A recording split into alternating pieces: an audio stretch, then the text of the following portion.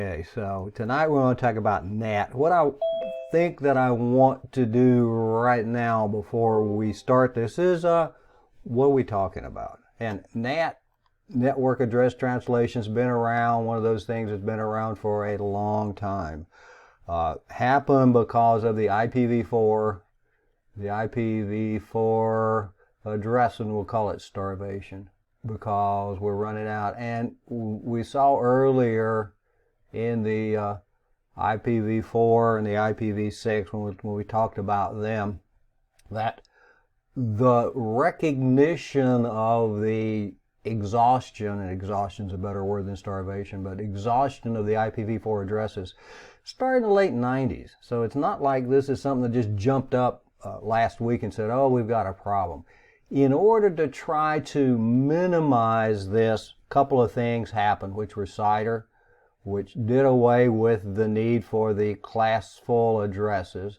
So the class full went away with CIDR, the classless internet domain routing. A couple of terms that are used there. So we did that. Private IP addresses, and we've talked about them a little bit, and those are one of the big keys. The 10.0.0.0/8 and the 172.16.0.0/12, and then the 192.168.0.0/16. Anybody can use these. These are RFC, Request for Comments 1918, and that's a term that you might hear. Sometimes they'll talk about RFC 1918 addresses. Private IP addresses is what we're going to have there. And the other thing that goes along with the private IP addresses is NAT. And we're going to have three forms of NAT. We're going to have static NAT, and that is going to be a one-to-one location. We're going to have dynamic NAT, where we use a pool of addresses. And the advantage to this is, and they usually say, oh yeah, be sure you've got enough addresses. The advantage to this is that if we had, I don't know, maybe if we had 100 private addresses, 100 workstations private, maybe we only need 50 or 25 or 30 dynamic, because what we kind of count on is the fact that everybody's not going to be on the internet at the same time. And these are dynamic. We borrow the addresses, and borrow will be a term that I'll use. So we borrow public addresses to go onto the internet. The other one, dynamic, the other form is PAT, and that's what you and I are using. I'm sure it's what I'm using, and I'm sure it's what you're using, because we have a single IP address, one IP public address, and then we use ports. So we create unique sockets to do these things, to keep track of what goes on. So we can use one IP address, and we can support a whole lot of private addresses with that one address. How many is going to be dependent upon a couple of things. One's going to be how much memory you have in the router and the device itself. So how much we have, because it's going to have to store these translations. The other is the processing power of the router itself. So there's a practical limitation, but the numbers, the theoretical numbers, are really very, very high, which means that we only need a very few public addresses in order to make this thing work. In the topology of this, and again, and I'm going to have some pretties here in a little bit, but I like to do the uglies first, I guess, when we do these things. We have our switch back here, and we're going to have some computers, and we'll have a switch over here. We'll call this the ISP, just to go from someplace to someplace else. Kind of what we're going to look at here in a few minutes to do the configuration. So we're going to have our router and the other guy's router. So what we would have back here is we would have a source address, which can be a private IP. We'll call it a PIP here, a private IP, which will go to our router, which is going to be the NAT device. So NAT's going to take place here, and it's going to have public IPs, and let's call them PUPs here, public IPs for this thing. So when the private IP gets to the router, it borrows a public address and is able to transit the internet, the great wonderful cloud here, to get to the other location. Well, it may do the same thing. And the translations can be from private to public or public to private. Both directions are going to work, and we'll look at each of those when we go through this one. So kind of where we're going with this particular session here. I've added a couple of slides, and these are from Cisco NAT operation. And this is here, yeah, these next couple of slides came from a Cisco presentation, the NAT operation itself, and the IPv4 private address space. That's big key to what goes on with NAT. So we're going to take these private addresses, and when you look at your addresses, you've seen mine. I'm on the 192.168.1 network. I expect that many of you are on the 192.168.1 network. Your default gateway, 192.168.1.1 most likely. Your IP address of your device, 192.168.1 something. Could be any of these addresses, any of the 10 addresses, the 10 0 to 0 to 0 /8. 172.16, and you note that the class B, the class A, B, and C, you note the class B is a little bit smaller than the rest of them. It's a 248.16, 4 bits for the addresses, which leaves us 248.16 addresses for the host. So they're going to be 0, 16, 32, 48 on down the line, the addresses. The next one, and one of the little tricky things that they'd like to do is give you 172.32. That's not a private address. That is the next address, 12, 13, 14, 15, 16, 17, 18. I messed that up, didn't I? 12, 4, no, 248.16. 12 should do that. 32 would be the 16 plus 16, obviously 32. 16 or 32 would be the next network address. And then the 192.168, the whole 192.168 is set aside. That's the one that is, I think, probably used quite frequently. We mask it as a Class C address. 254 host addresses are available in each of the subnets that goes along with it. So the private IP address, along with CIDR, does a couple of things. One, it provides some security. The security that it provides is we mask the internal address scheme that we have for our network. You don't know how many addresses are there. And when you think about it, you've got this public address and somebody's trying to compromise your network. If you have used this then and used a dynamic arrangement for them, then they come up to the firewall, to the public address, and like, okay, now where do we go? When it happens, when these things happen for us, to us. So what we have in these, we're going to have a couple of terms, and let me do the terms first. I want to bring this, and this is the topology that I want to use for the configuration, but a couple of terms that go along with this. The first one here is the inside local. We're going to have inside local, inside global, outside local, and outside global. Well, global is pretty obvious. Global means that those are the ones that we can go globally with, can get onto the internet with, the public addresses.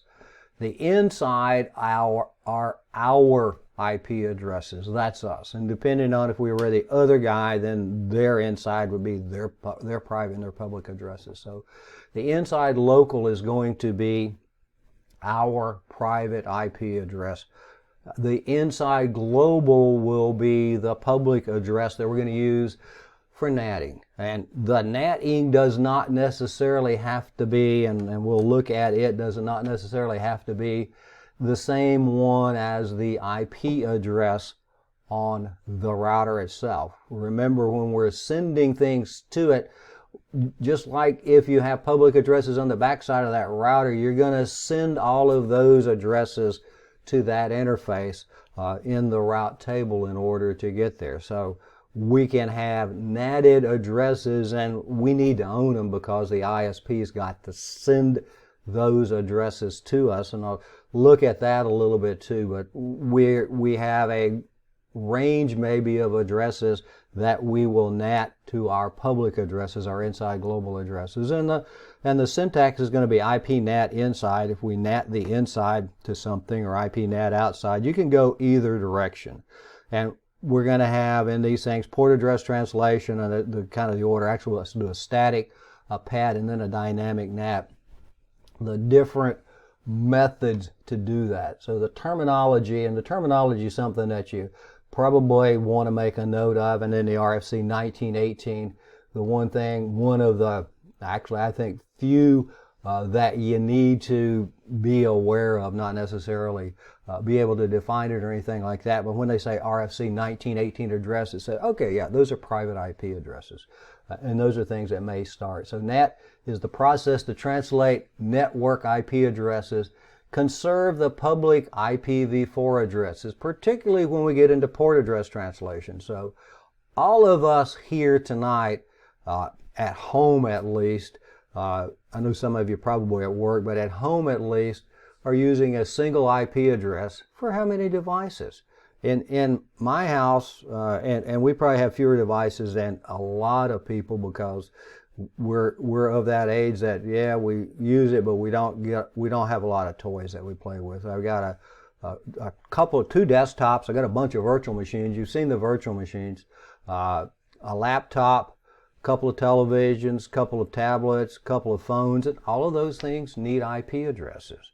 Well, by using the private IP addresses in NAT, we can run all of those devices, and you can run all of your devices on a single public address. So that is one of the ways that we are conserving the IPv4 addresses. This thing, usually your NAT, you're going to hear it called or see it called a security mechanism. And one of the things that a lot of people didn't like about IPv6 is there is no NAT because there's a sufficient number of addresses.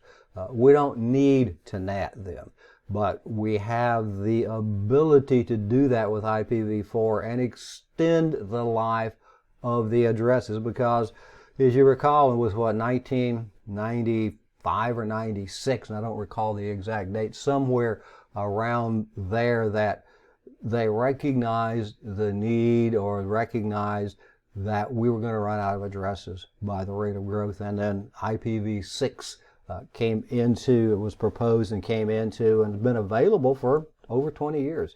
It's just that we haven't had the necessity to migrate to it. We're getting to the point that we do need to migrate to it.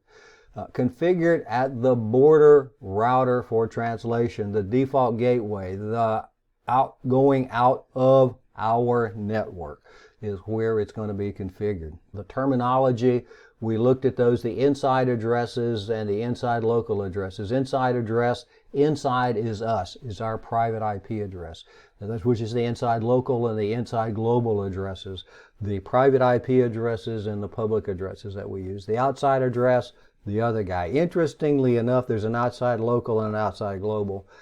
We'll never know what the outside local is because it's going to be behind its NATed shield to do these things. So when we do this NATing, here we have the source address, the inside local address, the private IP address, the destination address, which is going to be outside local that goes on to this thing, and 209 is going to be outside. Actually, it's going to be outside global when we get there. So this then gets translated to the and you notice that it changed here from local here to global here, which would be the proper one to get there. So the inside global is now the private address borrows temporarily a public address to go onto the internet, to go to the destination here, whatever we are, a website, whatever we're going to do for these things. And then we have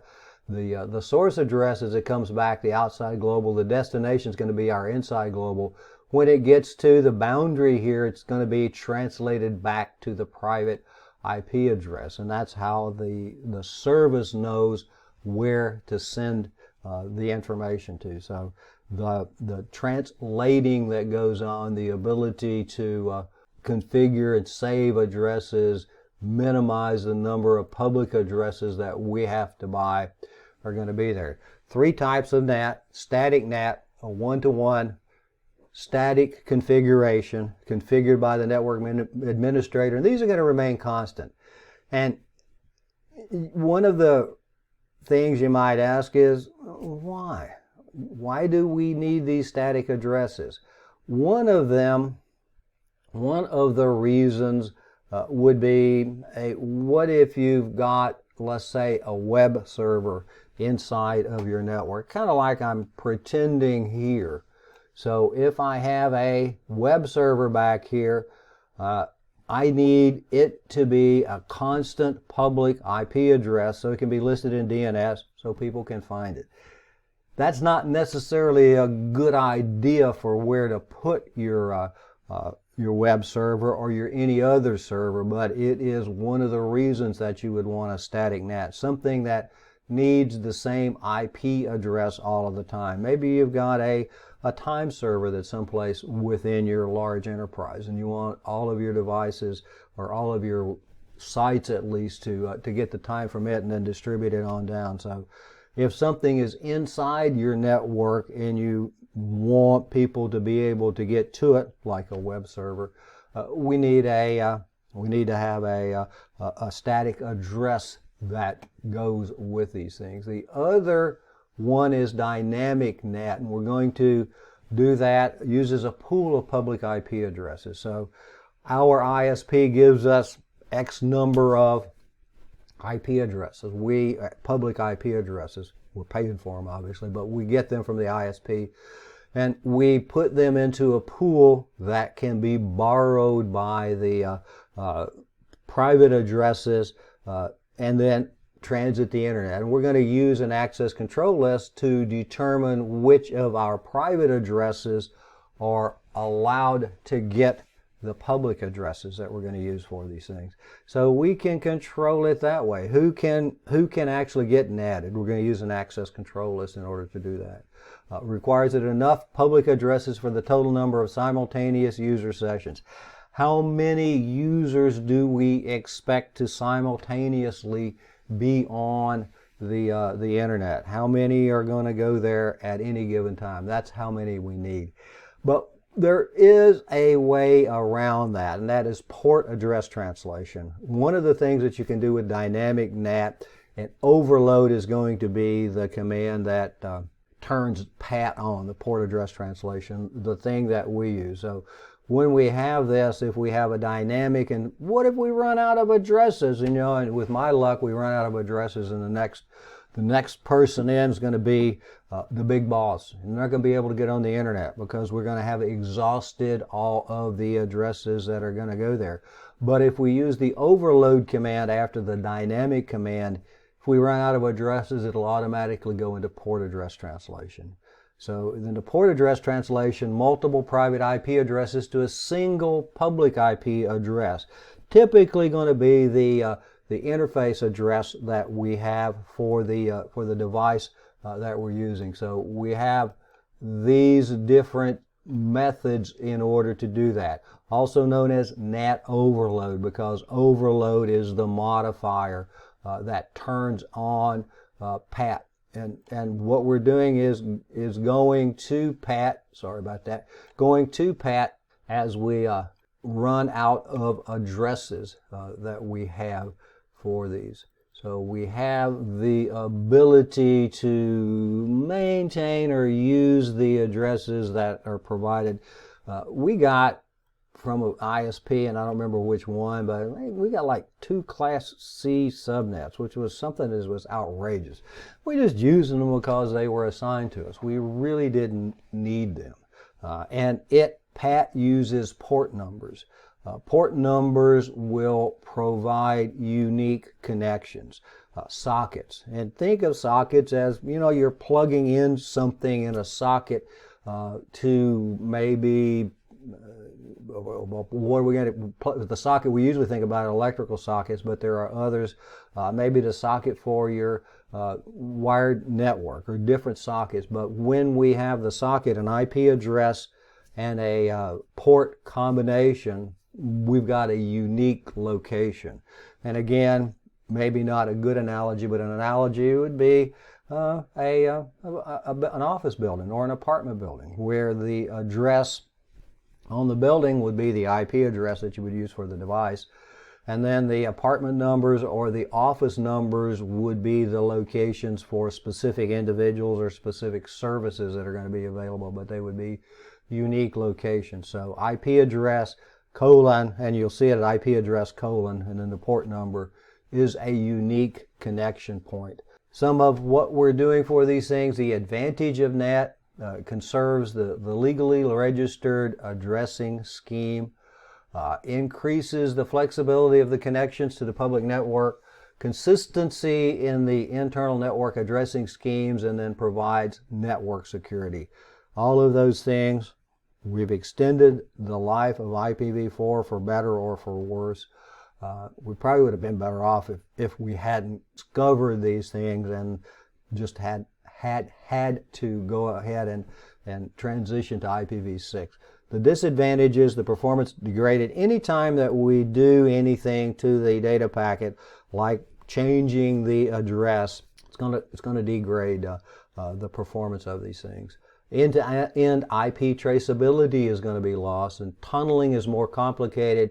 NAT may break your IPsec. It may break your tunnel, because what it sees this as, and what it really is the man-in-the-middle attack, because the man-in-the-middle of the router is going to change things.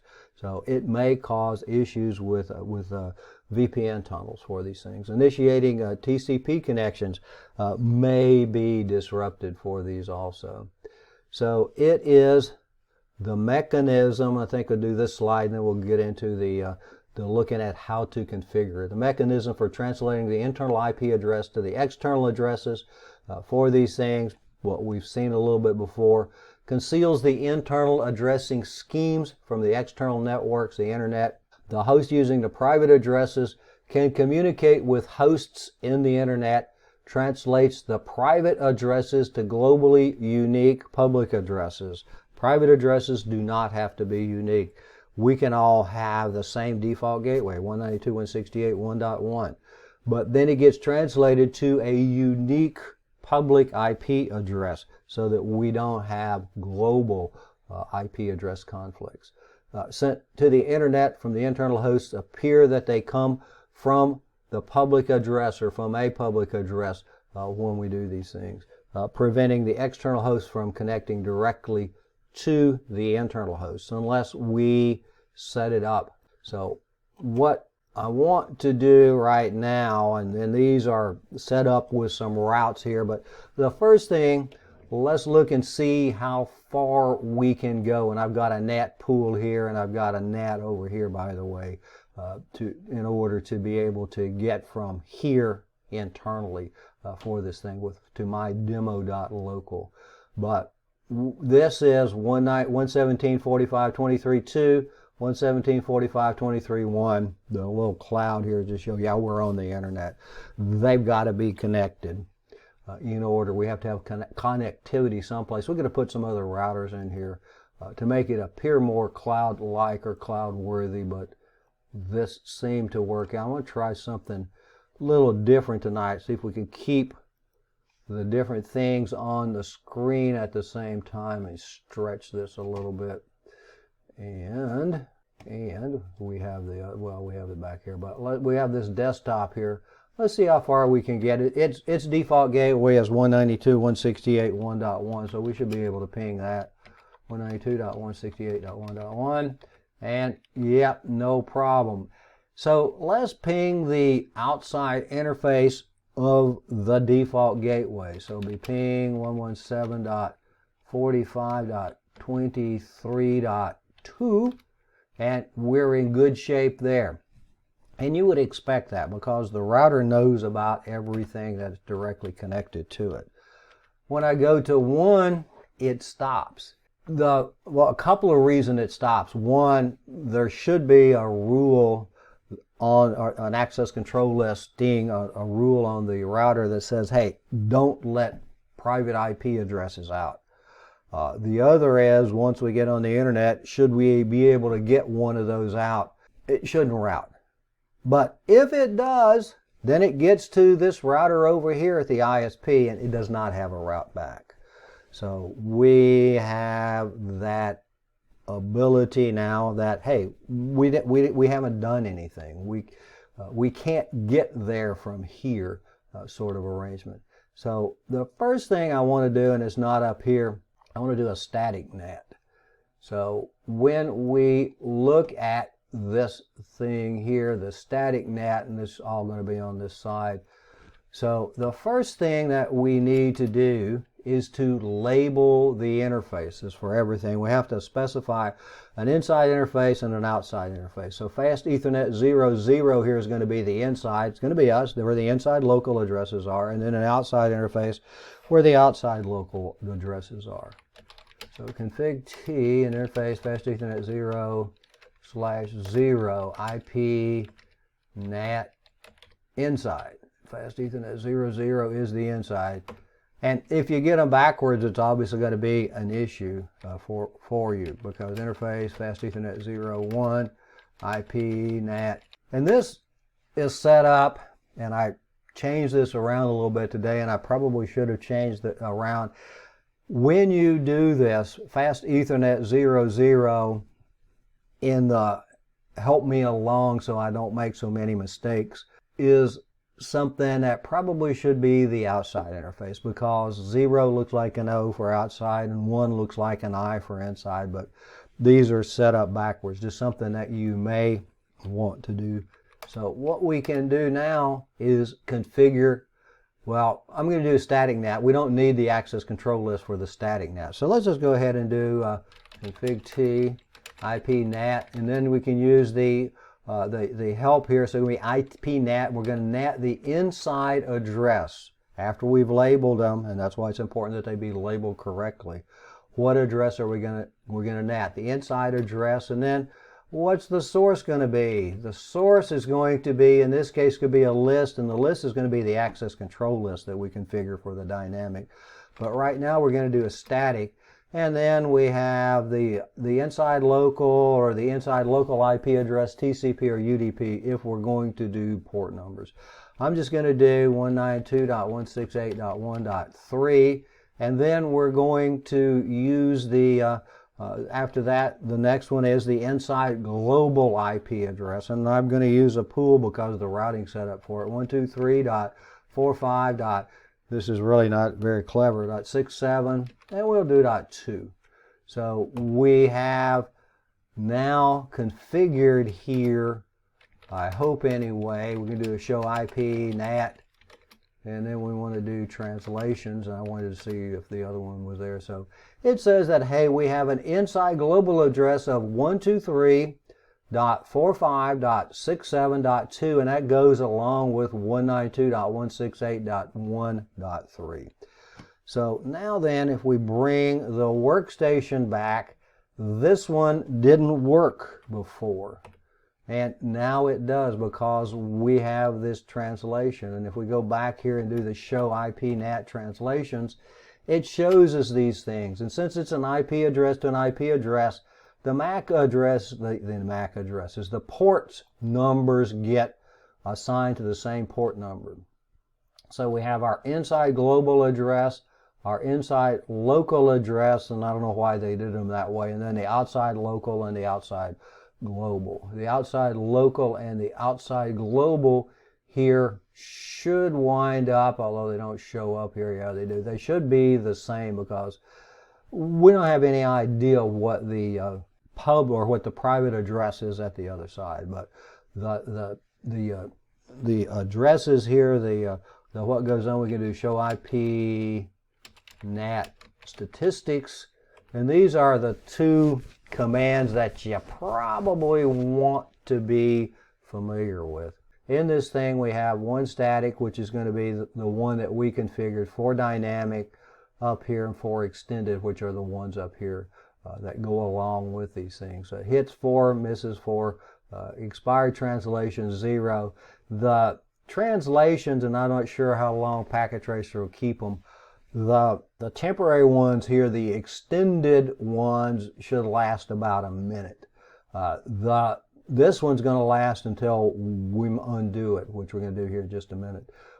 But for the dynamic NATs, they're going to last for 24 hours. And how do we get rid of these things? So we can go in here and do a clear IP NAT translations, and then you have to use the star in order to do that. And now we can go in here and show the IP NAT translations, and we have the static. All the others have been deleted. Now then, config T here, and let's go to this, and I'm going to do the quick way to do this. Copy here, and let's do a no. Copied it, and then we will paste it. So now then, if we do a show IP NAT translations, we don't have any. I could go back and take the labeling off, but in order to do the port address translation, we'll do it first, and then after we do it, we'll use do the dynamic. And so ping, can we get there now that we've broken our NAT? And obviously we shouldn't. We should be pinging now. If it's going there, we get to timed out. So yeah, it's not working again when we do that. So we can now go back to this thing, and for the port address, we label the interfaces. That's been done. We need to do an access control list, and I know we haven't done those yet. We'll do them next week, the access control list. But config T, and let's do access list 1, and we'll either permit or deny. Let's permit the whole network 192.168.1.0, and it uses a wildcard mask 0.0.0.255. So we're going to permit that. After that, we're going to enable NAT, which is IP NAT, and then using the built-in help, context-sensitive help, we're going to IP NAT the inside. The source here is now going to be source list 1, which is the source list, and I'll put a question mark, the number or word, the number of the access control list, which is going to be 1. And then after that, either the pool or the interface. We'll do the pool. The pool we're going to use in order to do the dynamic translation. So it'll be interface, and this is going to be the interface that we're going to use will be fast Ethernet 0/1. And then we need to give the overload command. That's what turns on port address. So when we do that one, let's go back to this guy, and let's see if we can ping that now, and we can, and let's go ahead and do the same on this one.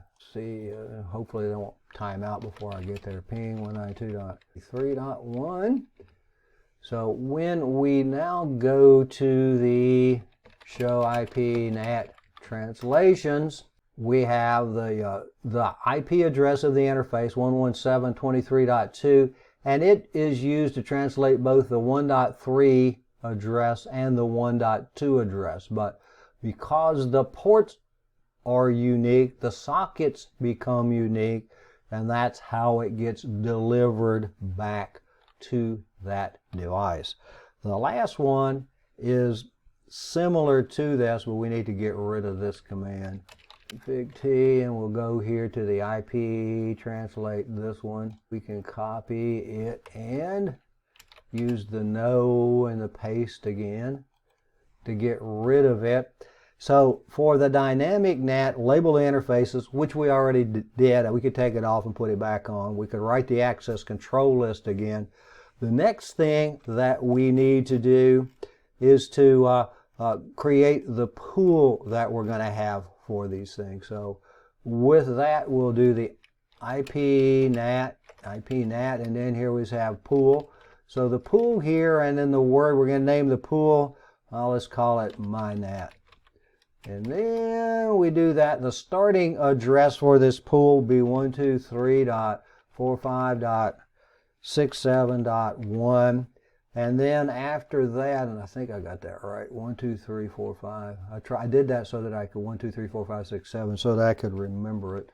And then the ending IP address, 123.45.67. We could go to 254. We'll go to 50 because we only got 2 addresses.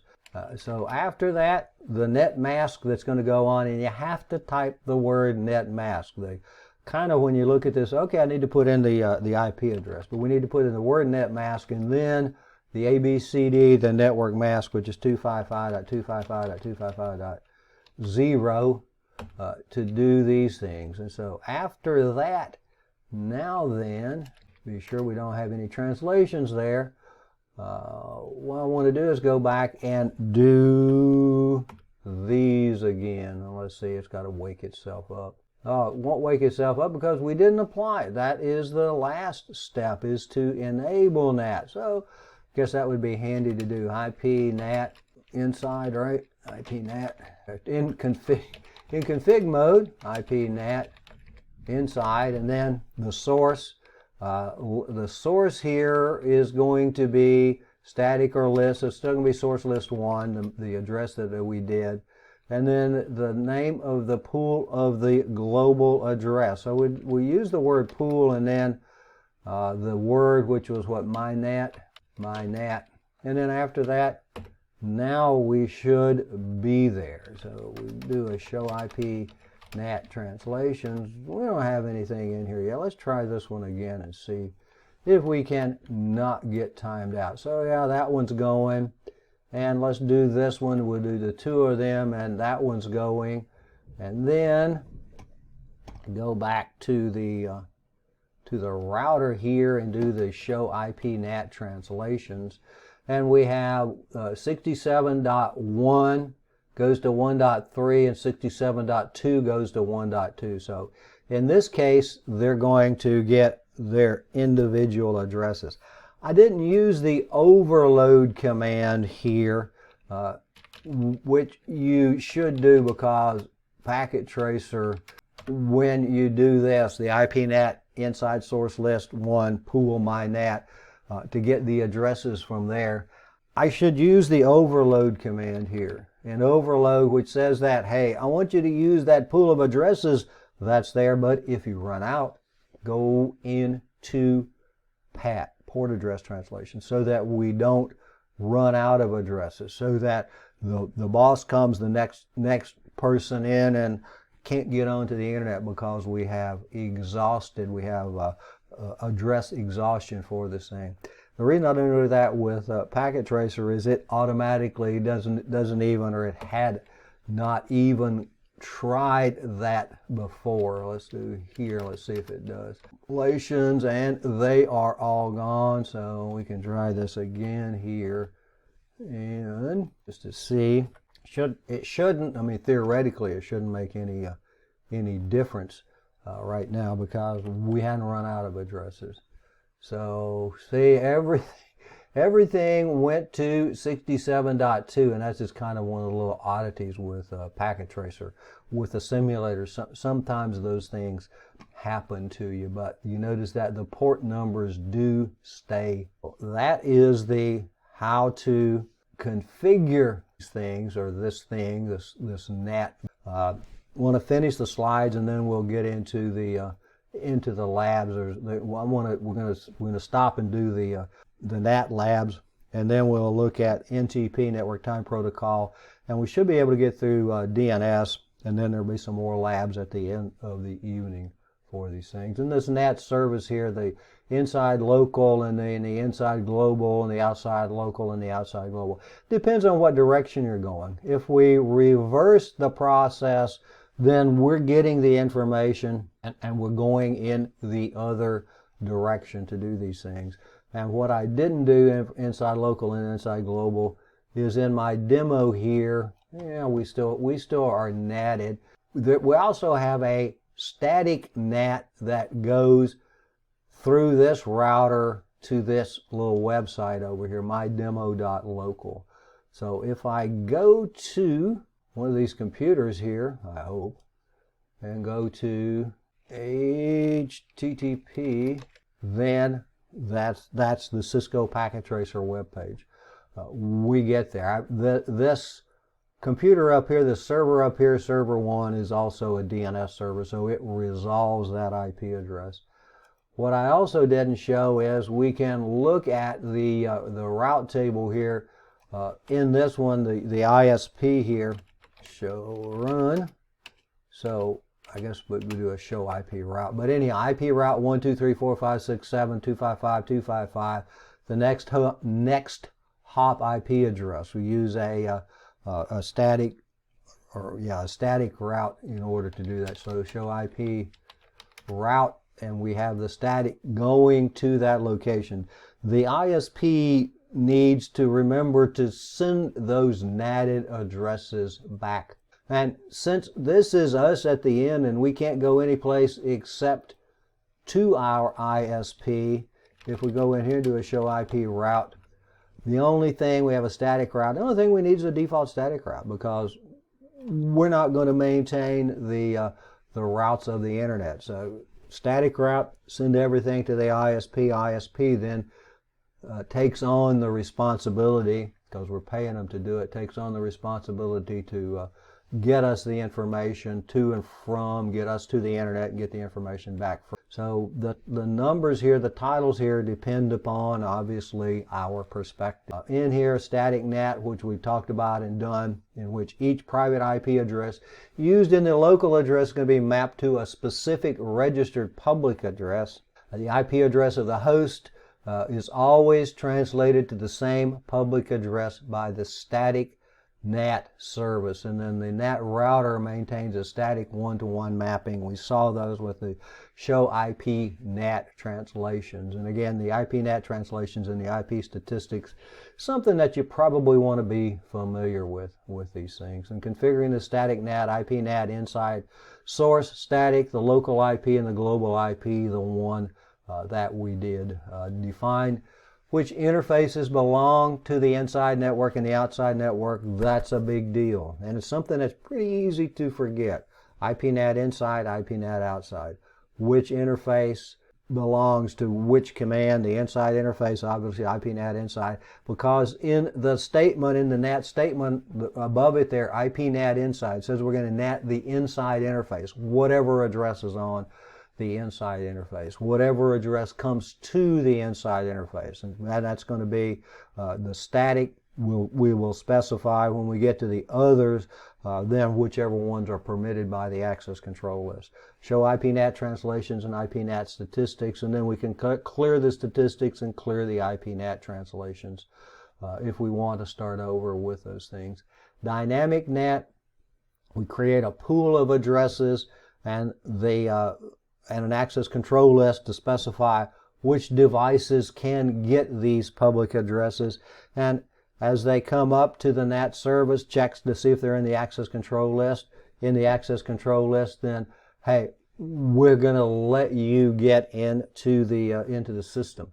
And the NAT service will then translate the first available public address to the private address, gets to borrow it or use it for its internet traffic, and then when it comes back after, and again about a minute, well actually we'll say after an amount of time, it's going to give that address up. And again, well actually probably about 24 hours for those things. So if you do run out, that's where we want to use the overload command. Overload puts us into port address translation. Address pool with a list of available public addresses is used by the dynamic NAT service, and the packet reaches the router from the internet host. The router applies the matching logic and allocates the first address from the address pool. The matching logic is, are you on the access control list? I have a specification here of which access control list to use. Are you in that list? And it adds the entry to the NAT table showing the inside global and the inside local addresses that are being used. Performs the translation and is going to route the NAT packet. The public pool is available to any device on the inside network on a first-come, first-served basis as long as they are permitted in the access control list. Single address is translated to a single outside address, and the pool's got to be large enough to accommodate, and it says all of the inside addresses, but as many inside addresses as we expect to be in use at any given time. Unable to communicate to any of the external networks if no addresses are available in the pool, and that's why you want to give the overload command at the end of the IP NAT at the dynamic NAT. The NAT pool, we did those, the set of public addresses, the configuration, IP NAT inside, IP NAT outside, configuration of the interfaces, the access control list is going to be used, and then the NAT pool, IP NAT pool, then the pool name, the starting address, the ending address, the word net mask, and then the subnet mask that goes along with it. And then when we use it, when we create it, like an example IP NAT pool, my NAT, whatever you want to call it, the beginning address, the ending address, the subnet mask that goes along with it, and then IP NAT inside, which interface are we going to inside, source list 1, access control list, who can get these IP addresses, and then the pool, the word pool, and then the pool name that goes along with it. Port address translation, single IP public address, multiple inside addresses, the many to one translation that goes on with it. A subset of dynamic NAT, also called overloading, because overload is the command that we use to invoke it when we do that. A router is configured with PAT, maintains a dynamic NAT table, and it lists the port numbers. The port numbers give it uniqueness, and since we're using the IP address and the port number, we have sockets, and sockets are going to be unique connections for these things. The port maps several inside local addresses to one inside global address. Each mapping is unique because each of the global addresses is mapped to a unique port number. So the port numbers, PAT port numbers, are going to make them unique. Enables a many to one mapping, and the steps to do this, the interfaces again, IP NAT inside, IP NAT outside. Inside interface, outside interface, the access control list, IP NAT inside, source list, whatever the access control list number is, and then the interface, interface path Ethernet 0, 1, whatever we're going to do, and then the overload is going to be the command that would go here. Overload, and PAT has then been invoked. Configuration, the IP address is matched by the access control list specified on the interface address. We could use another address if we wanted to, like in the 123.456.7.1. We could NAT it to one of those addresses. It's easier, and in a lot of cases you don't have, like particularly at home, we don't have a scope of addresses, a range of IP addresses that are going to be sent to us that we can use for NAT. We have our home address, so that's the one that we use. All of the private addresses that we have inside the house, inside the small office, home, maybe even moderately sized office, can be translated to a single public IP address because we're using ports to make sockets to make them unique. The other way to use NAT is the source list and the pool name, and then the overload command. Just like I've been saying, that in the using the pool and the dynamic NAT, if you run out of addresses, then the next person that's trying to get onto the internet is not going to get there. In order to prevent that, we can use the individual addresses and then use the overload command. So if we run out of addresses in the pool, we'll automatically go into port address translation.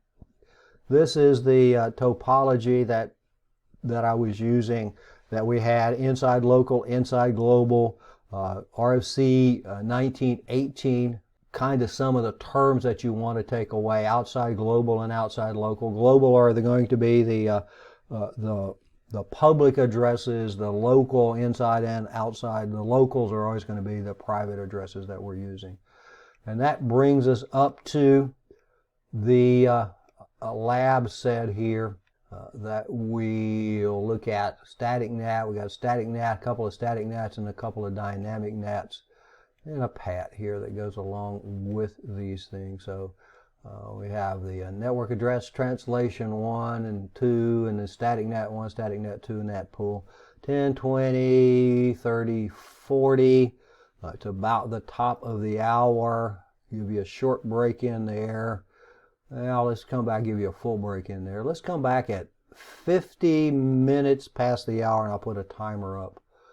Questions or comments?